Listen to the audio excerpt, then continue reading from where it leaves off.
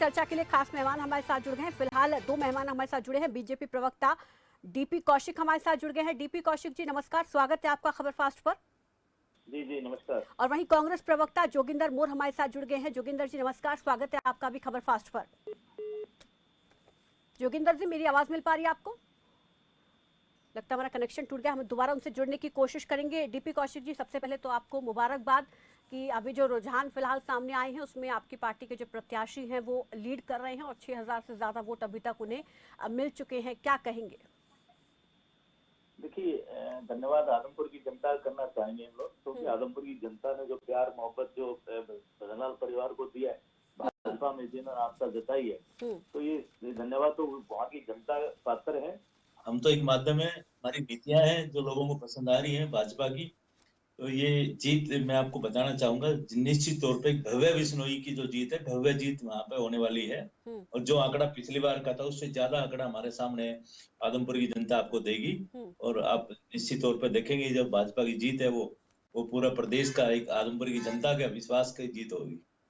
बिल्कुल, जोगिंदर मोर हमारे साथ जुड़ गए हैं। जोगिंदर जी नमस्कार, स्वागत है आपका खबर फास्ट पर। मेरी आवाज मिल रही है जोगिंदर जी आपको? हाँ जी बिल्कुल, मेरी मिल रही है आपको? जी अब आपकी आवाज आ रही है। जोगिंदर जी, कांग्रेस सेकंड नंबर पर है, फर्स्ट नंबर पर भव्य बिश्नोई लीड कर रहे हैं और बीजेपी अपनी जीत को लेकर पूरी तरीके से आश्वस्त है। आप क्या कहेंगे अपनी जीत को लेकर? क्या लग रहा है, कांग्रेस यहाँ पर जीत दर्ज कर रही है या ये सीट हाथ से जा रही है? नहीं, अभी नहीं तो ये तो बहुत जल्दबाजी होगी ये बात कहना। अभी आप देखिए कि अभी तो जो है वो 2 राउंड की गिनती हुई है, उसमें मतलब 3000 का समथिंग का वो है डिफरेंस है।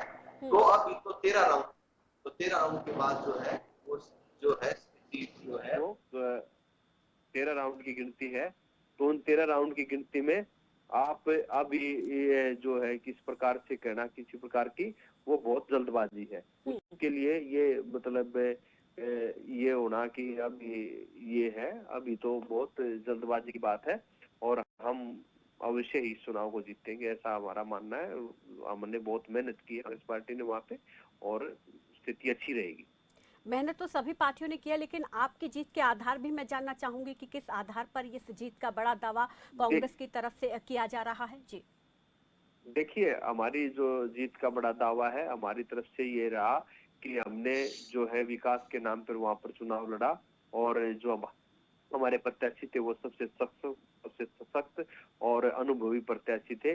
और हमने विकास के नाम पर जिस प्रकार से भारतीय जनता पार्टी ने इस प्रदेश को डिरेल करने का काम किया है और जिस प्रकार से आदमपुर की जनता को उपचुनाव में धकेलने का कुलदीप बिश्नोई जी ने अपनी राजनीतिक तुच्छ महत्वाकांक्षाओं की वजह से उसको धकेलने का काम किया, तो उसके वो इन मुद्दों के आधार पर जो है वो कांग्रेस ने वहां पे चुनाव लड़ा है और मजबूती से चुनाव लड़ा है और विकास के नाम पे चुनाव लड़ा है। कांग्रेस ने अपने टाइम में जो विकास करवाए वो गिनवाए हैं, लेकिन भारतीय जनता पार्टी के 8 साल के सरकार में आप देखेंगे वहां पे किसी प्रकार का कोई काम एक भारतीय जनता पार्टी नहीं गिनवा पाई जो आदमपुर के अंदर हुआ। इन आधार पर हमने जो चुनाव लड़ा है। लेकिन यहाँ पर जोगिंदर जी, अब तक हमने जितने लोगों से बातचीत की, इसमें एक चीज ये समझ में आई है कि ये चुनाव विकास के नाम पर नहीं बल्कि राजनीतिक पार्टी और चेहरों के नाम पर हो रहा है। तो नाम पर विकास हो रहा है, नाम पर वो मतदान हुआ है और नाम पर ही अब काउंटिंग जो दिखने को मिल रही है वो सामने आ रही है। विकास को कहीं ना कहीं जनता पीछे छोड़ रही है। तो ऐसे में क्या इस विकास के मुद्दे पर जनता आपको सपोर्ट करेगी? देखिए, हमारा मानना तो यही है कि जनता हमें सपोर्ट करेगी। पहले राउंड की गिनती है, एक राउंड में एक राउंड से कभी कोई क्लियर चीजें नहीं होती है। 13 राउंड की गिनती है, 8-10 राउंड तक जो स्थितियां हैं वो साफ होती है जाके कई बार। तो ऐसा नहीं है कि और जो है हमने विकास के नाम पे वोट मांगे, कांग्रेस ने वहां पे विकास के नाम पे चुनाव लड़ा है। कांग्रेस पार्टी ने वहां के स्थानीय मुद्दों के नाम पे चुनाव लड़ा है। कांग्रेस पार्टी ने वहां पे जो स्कूल मर्जर किए थे उनके नाम पे जो है चुनाव लड़ा है। तो इसलिए कांग्रेस पार्टी जो है उन्होंने अपने उस पे चुनाव लड़ा है, विकास के नाम पे चुनाव लड़ा है, विकास की बात पे चुनाव लड़ा है। हमने वहां पे चेहरे की बात नहीं की। भारतीय जनता पार्टी वहां पे कंफ्यूज नजर आई। भारतीय जनता पार्टी कभी कहती है कि वो मतलब हमारे उसके विचारधारा के नाम पे चुनाव लड़े, कभी भजनलाल जी का गढ़ बता रहे हैं। तो ये क्लियर नहीं कर पा रहे कि वो भजनलाल का गढ़ है या भारतीय जनता पार्टी चुनाव लड़ रही है। तो ये बात है। और जसपा में भारतीय जनता डीपी पार्टी। कौशिक जी, कांग्रेस का मानना है कि विकास के मुद्दों पर वो चुनाव लड़ी है और आज उसी के आधार पर वो जीतेंगे भी। इन नतीजों को, इन रुझानों को अभी जीत ना माना जाए, वो अपनी जीत को लेकर आश्वस्त हैं। आप क्या कहेंगे, क्या वाकई में बीजेपी की तरफ से विकास के मुद्दों पर चुनाव लड़ा? जिस तरीके से जोगिंदर जी कह रहे हैं कि बीजेपी तो खुद ही कंफ्यूज है, कभी उसे भजनलाल का गढ़ कहते हैं तो कभी कुलदीप बिश्नोई के कामों को लेकर यहाँ पर बात करते हैं। नहीं, देखिए, शायद प्रदीप जी इस मामले में गलत होंगे। ये जहां तक विकास की बात कर रहे हैं, ये वही हुड्डा कांग्रेस है जिन्होंने भजनलाल जी को पछाड़ा था, भजनलाल के साथ धोखा किया था, आदमपुर की जनता के साथ धोखा किया था। वो प्रदेश की जनता भूली नहीं इस बात को। ये विकास की बात कर रहे हैं, इन्होंने विकास नहीं, 2005 के बाद में जो विकास पहले हुआ था उन्होंने वही भजनलाल जी के नाम पर हुआ है। और हमने जो 8 साल में हमने समान रूप से विकास जो हरियाणा प्रदेश के अंदर जो हमने, आपने देखा होगा 5 करोड़ रुपए ग्रांट हर विधायक को दी जाती है। ये खाली भाजपा विधायक को नहीं दी जाती। इनकी पार्टी में क्या था, ये आप मेरे मित्र अच्छी तरह बता देंगे। दूसरी बात, हमने डे वन से एक ही बात कही है, मेरी सरकार भी कहती है, हम भी कहते हैं, हमारे अध्यक्ष भी कहते हैं, हम 3 फैक्टर पे चुनाव लड़ रहे हैं। आदरणीय प्रधानमंत्री की नीतियां, जिसके प्रभाव से कुलदीप बिश्नोई ने भाजपा को ज्वाइन किया। आदरणीय मनोहर लाल खट्टर की कार्यशैली, भाजपा की कार्यशैली, जो हरियाणा प्रदेश के अंदर जो हम नीति लेकर आए, जो हमने काम करवाए, उसके तहत उन्होंने बीजेपी को ज्वाइन किया। तीसरा फैक्टर आता भजनलाल परिवार का, जो हमेशा भजनलाल के परिवार की जो वहां पे एक इमेज है, जो जनता वहां पर उनको प्यार देती है, वो 3 फैक्टर देखिए किसी भी उसके होते हैं इलेक्शन लड़ने के। और एक चीज और बताता हूँ, ये कुलदीप बिश्नोई जी भी कहते हैं, सब हर आदमी, आप भी कहते हैं कि पार्टी सर्वप्रिय होती है, वो चाहे किसी भी पार्टी का हो। पार्टी पहले महत्वहीन होती है, महत्व होता है पार्टी का, उसके बाद में कैंडिडेट का जाता है। तो ये चीजें, हम विकास के नाम पे तो हम लड़ रहे हैं, इन्होंने कोई विकास नहीं करा, इन्होंने सिर्फ आदमपुर की जनता को धोखा दिया है। वो हुड्डा साहब ने शुरू से ही, जब से हुड्डा साहब ने भजनलाल जी के साथ धोखा किया, उससे ही आदमपुर की जनता ने डिसाइड कर लिया था कि इसका बदला हम वोट की चोट से देंगे, और वो जनता वहां की देने वाली इनको अच्छी खासी वोटों से। जी ठीक है। आप प्रवक्ता रजय कुमार भी हमारे साथ जुड़ गए हैं। रजय कुमार जी नमस्कार, आपका भी स्वागत है खबर फास्ट पर। आपका रुख करूंगी, लेकिन एक बड़ी खबर दर्शकों को पहले यहाँ पर बता दें। आदमपुर उपचुनाव को लेकर एक बड़ी अपडेट सामने आ रही है। दूसरे राउंड के बाद भव्य अब भी आगे चल रहे हैं, अब भी लीड कर रहे हैं। दूसरे राउंड में भव्य को करीब 4,379 वोट मिले हैं। कांग्रेस प्रत्याशी जेपी को 5,233 वोट मिले हैं। कुलदाराम को 467 वोट मिले हैं। और वहीं आप प्रत्याशी सत्येंद्र सिंह को 145 वोट मिले हैं। और एक बड़ी अपडेट कि दूसरे राउंड में जो है कांग्रेस प्रत्याशी को ज्यादा वोट मिले हैं, उन्होंने बढ़त हासिल की है। दूसरे राउंड में कांग्रेस प्रत्याशी जेपी को दूसरे राउंड में ज्यादा वोट मिले हैं और 5,000 के पार अब ये वोटों का जो उनका आंकड़ा है वो पार कर गया है। जोगिंदर जी, अभी आप कह भी रहे थे और दूसरे राउंड में बढ़त जेपी को मिली है, उन्हें ज्यादा वोट मिले हैं। देखिए, मैंने यही कहा था कि वो पहले राउंड की गिनती है, जो आगे राउंड बढ़ेंगे वो इस प्रकार से इनकी घटती चली जाएगी। अब इस राउंड में हमें लगभग 1,000 से ज्यादा जो वोटें हैं वो ज्यादा मिली है, और उनको मिल गई थी 2,000 की, तो 1,000 का डिफरेंस रह गया है। ठीक है, तो ये अभी 13 राउंड है, 13 राउंड बाकी है। और जो ये कह रहे थे कि वो उसी भजनलाल परिवार का जिसका एक गुणगान कर रहे थे, उसके ऊपर भ्रष्टाचार का आरोप लगाते थे। 200 करोड़ रुपए तक का जो इन्होंने ईडी के नोटिस दे रखे थे, उन्होंने दबाव में कुलदीप बिश्नोई को कांग्रेस से तोड़ने का काम किया है। और ये भारतीय जनता पार्टी जो सदैव है वो राजनीतिक रूप से, अनैतिक रूप से राजनीति करती है, अनैतिक रूप से राजनीति करती है। ईडी के छापे का प्रयोग करती है, सीबीआई का प्रयोग करती है। जब इनके पास आ जाते तो पाक साफ हो जाते हैं। भारतीय जनता पार्टी तो उन्होंने इस प्रकार से बढ़ा ली है जैसे गंगा बना दी। और ये कहते हैं ना, चौधरी भूपेंद्र हुड्डा जी के समय भी वहां पे ऐसा नहीं कि आदमपुर के उस टाइम पे ITI बनी, जल घर बने, और वहां पे सड़कें हैं जो वहां पे जब भी हमने है, और कुछ स्कूल वहां पे अपडेट किए हमने, वो काम गिनाए। चम्मन मांगे कुलदीप बिश्नोई जी ने आदरणीय चौधरी भूपेंद्र हुड्डा जी के दौरान रैली के अंदर रखी थी। चम्मन की चम्मन मांगे स्वीकार करने का काम किया था। और कुलदीप बिश्नोई तो कभी विधानसभा में बोले ही नहीं। और जो ये कह रहे हैं नहीं कि हम विकास के नाम पे, विकास के नाम पे, जिस दिन कुलदीप बिश्नोई जी ने पार्टी ज्वाइन की, उस दिन कुलदीप बिश्नोई जी ने यह कहा था कि मुख्यमंत्री मंत्री जी ने कि कुलदीप बिश्नोई जी बहुत दिनों से हमारे संपर्क में है। जो व्यक्ति सरकार के संपर्क में था तो ऐसा ही था जैसे सरकार का विधायक हो।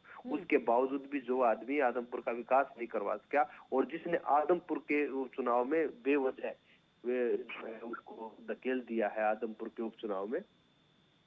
क्या यहाँ पर उनकी जो प्रदेश अध्यक्ष बनने की महत्वाकांक्षा थी वो भारी पड़ गई थी? बिल्कुल। और प्रदेश अध्यक्ष भी उन्होंने क्या है कि उदय भान जी ने जो कहा कि एक दलित के बेटे को प्रदेश अध्यक्ष बना दिया, तो जैसे ही उदय भान जी को प्रदेश अध्यक्ष बनाया वैसे ही उन्होंने वो उनके खिलाफ, ठीक है, उनकी महत्वाकांक्षा थी, इसको लेकर वो काफी ज्यादा आश्वस्त थे कि शायद उनको ये पद मिल जाएगा, जैसे कि उनकी कांग्रेस हाईकमानों के साथ बातचीत हुई थी, लेकिन वैसा मन मुताबिक नहीं हुआ। उसके बाद ही ये पूरा खेल यहाँ पर शुरू हुआ, जिसके चलते आज यहाँ पर उपचुनाव हुआ और वोटिंग हो रही है। ठीक है, मैं वापस ठीक है, मैं वापस लौटूंगी। हमारे साथ यहाँ पर वरिष्ठ पत्रकार कुमार श्रीकांत भी जुड़ गए हैं और आपसे भी रजय कुमार है। रजय जी, आपके पास आना चाहूंगी। जिस तरीके से काउंटिंग लगातार सुबह से जारी है और अभी क्योंकि यहाँ पर भव्य बिश्नोई पहले राउंड में लीड कर रहे थे, दूसरे राउंड में जेपी को लीड मिली है, लेकिन फिलहाल अगर ओवरऑल देखा जाए तो अभी भव्य बिश्नोई आगे चल रहे हैं और आम आदमी पार्टी अभी पीछे है। क्या लग रहा है अपने जनाधार को लेकर आज इन वोट ऑफ नंबर्स को देखकर? देखिए बहन जी, आदमपुर की जनता का जो भी जनादेश है वो आम आदमी पार्टी और अन्य सभी दलों को मानना ही पड़ेगा।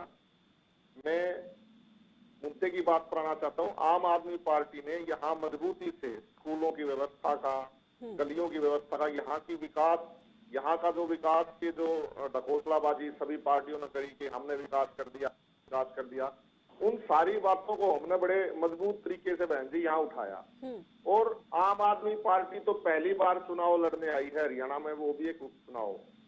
तो हमें जो भी जनता का प्यार मिलेगा, जो आशीर्वाद मिलेगा, उसी आशीर्वाद को लेके आगे भी आम आदमी पार्टी मजबूती से जनता की बात को उठाती रहेगी। और अभी दूसरे राउंड में काउंटिंग आई है, अभी आम आदमी पार्टी को बहुत प्यार जनता का मिलने वाला है।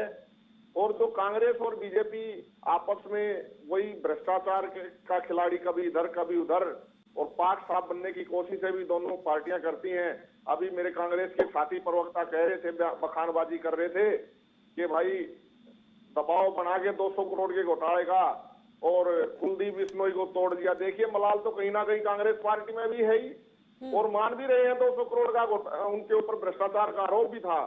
और भाजपा के प्रवक्ता पता नहीं कहां से कथा वाचन करते हैं कि बड़ी बड़ी बातें कर रहे थे। अभी भाजपा के प्रवक्ता को भी सुन रहा था कि सेंट्रल गवर्नमेंट की नीतियों से जुड़ के, मोदी जी की नीतियों से जुड़ के एक भ्रष्टाचारी आदमी और एक पार्टी को छोड़ के दूसरी पार्टी में चला जाता है और पता नहीं कहां से इतनी ताकत लेके आते हैं। कभी इन प्रवक्ताओं को मैंने नहीं सुना कि यहाँ के स्कूलों में इतनी खराब व्यवस्था है, ये व्यवस्थाएं बढ़नी चाहिए, बच्चों को पढ़ाई मिलनी चाहिए। एक गरीब का बच्चा, एक दबे कुचले वर्ग का बच्चा कहाँ पढ़ने के लिए जाए। और हम तो जब घूम रहे थे गांव में, हम बार बार लोगों को कह रहे थे कि आप भाई इन पे विश्वास मत करना, ये धोखेबाज पार्टी है। देखिए अभी तो क्या हर्ष होगा, वो तो 13 राउंड की गिनती जब पूरी हो जाएगी तभी पता चलेगा।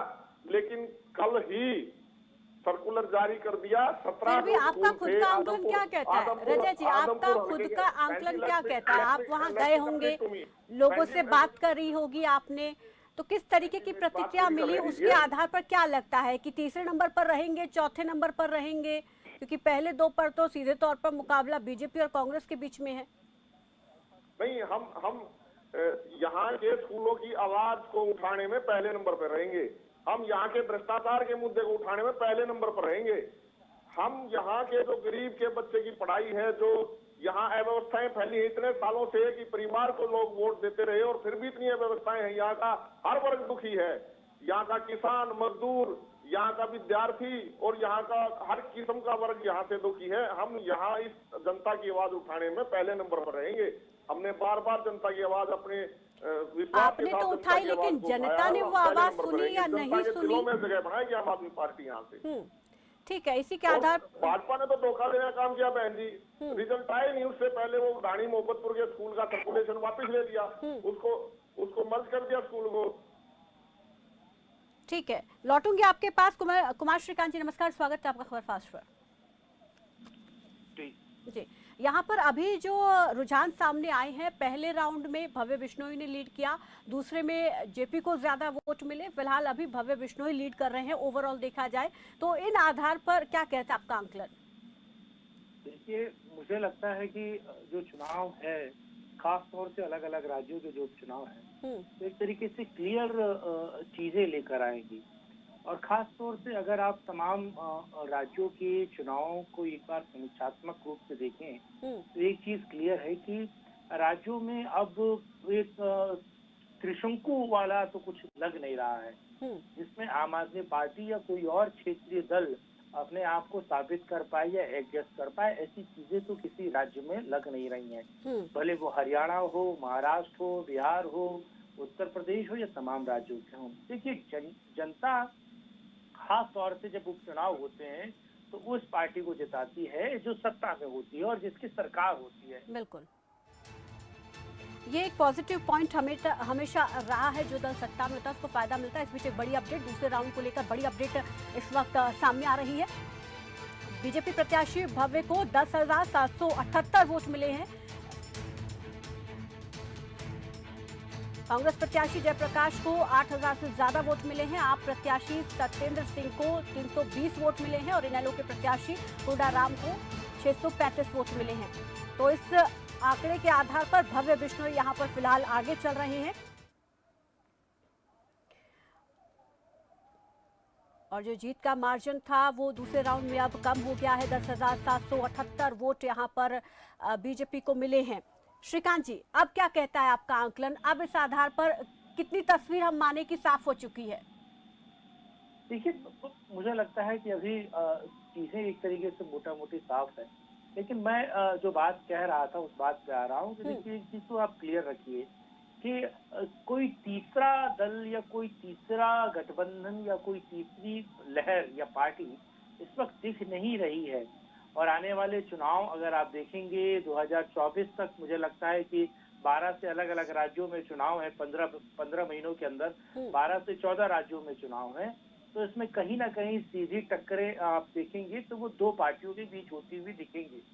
जहां तक आम आदमी पार्टी के भविष्य को लेकर बात की जा रही है, भले वो गुजरात हो, वो दिल्ली हो एमसीडी चुनाव, या फिर हरियाणा के इस उपचुनाव में और आने वाले हरियाणा के चुनाव में भी देखा जा रहा है। तो ये एक तरीके से मुझे लगता है कि जमानत जब पार्टी लग रही है और जमानत जब अगर जमानत बचा ले हर एक चुनाव में तो वही बड़ा मुश्किल है, उसमें भी कोई दो राय। देखिए, आम आदमी पार्टी का वो सगुफा या फिर वो तिलिस्म जो बना था या फिर जिसको बनाया जा रहा था या फिर जिस आंच में तेल डालकर उसे और बड़ा बनाने की कोशिश की जा रही थी, वो केवल साबुन पानी का झाग है।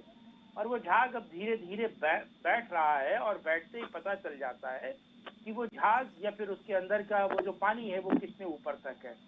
तो एक बात तो क्लियर है कि इन चुनावों में दो जो मेजर पार्टीज हैं, बीजेपी और कांग्रेस, उन्हीं की जमीन मजबूत होगी या उखड़ेगी या साइड होगी, क्योंकि देखिए, जनता इस बात को बेहतर जानती है।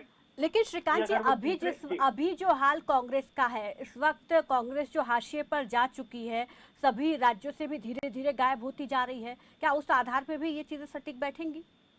इसमें कोई दो राय नहीं। देखिए, राजनीति अनंत समीकरणों, संभावनाओं का एक बड़ा दिलचस्प खेल होता है। दूसरी चीज ये है कि राहुल गांधी जो भारत जोड़ो यात्रा कर रहे हैं, भले उसका कवरेज नहीं हो या उसको उतनी बेहतर तरीके से नहीं दिखाया जा रहा हो, लेकिन क्योंकि कर्नाटका में आप देखिए, आंध्र प्रदेश में देखिए, तेलंगाना में देखिए, और वो यात्रा अब महाराष्ट्र में निकल के आ रही है, तो वहां कहीं ना कहीं पार्टी का जनाधार बढ़ रहा है। और देखिए, आप कह सकते हैं कि अनऑर्गेनिक लोग वहां पर इकट्ठे हो रहे हैं, वहां लोग जो हैं वो पैसा लेकर आ रहे हैं, लेकिन 100 के 100 लोग ऑर्गेनिक डिसऑर्गेनिक नहीं हो सकते ना। तो जो जन समर्थन लोगों के साथ राहुल गांधी के साथ आ रहा है, जो राहुल गांधी के साथ खड़ा हो रहा है, और ये बहुत दूर की कौड़ी, मुझे लगता है कि जो आरोप लग रहा था कांग्रेस पे कि गांधी परिवार का ही व्यक्ति उनका अध्यक्ष होगा, मुझे लगता है कि इस आरोप से उन्होंने पल्ला झाड़ लिया और एक बेहतर मूव है। भले वो दिखाने के लिए अलग है समाज में कि मल्लिकार्जुन भले वो जो सेंट्रल कमांड है उसके हिसाब से चलेंगे। लेकिन फिर भी आप देखिए ना, ये एक अच्छा मूव है। और दूसरी चीज ये है कि देखिए उपचुनाव, लगातार उपचुनाव और जो नगरीय चुनाव होते हैं, ग्राम प्रधानी के चुनाव, या वो बड़ा दिलचस्प होता है। उसमें अलग अलग राज्यों में या साउथ के राज्यों में जहां बीजेपी अपने को बड़ा मास लेवल सोच रही थी कि वो वहां पर घुसेगी और साउथ में जीत हासिल करेगी, वहां कांग्रेस अपनी खोई हुई जमीन को उपजाऊ बना रही है। और जो काडर कांग्रेस का घट गया था, चला गया था, ठीक है, तो एक वो काडर मोटे अब तौर पर धीरे-धीरे ये इकट्ठा हो रहा समझा है। जाए कि आगे आने वाले समय में बीजेपी को एक बार फिर से कांग्रेस ही टक्कर देने वाली है और उसके लिए कांग्रेस ने कोशिश शुरू कर दी है। ठीक है, इसी पर लगातार हम बात करते रहेंगे और लगातार दर्शकों को आदमपुर उपचुनाव को लेकर बड़ी अपडेट भी देते रहेंगे। लेकिन फिलहाल यहाँ रुकना, एक छोटे से ब्रेक के लिए फौरन लौटेंगे।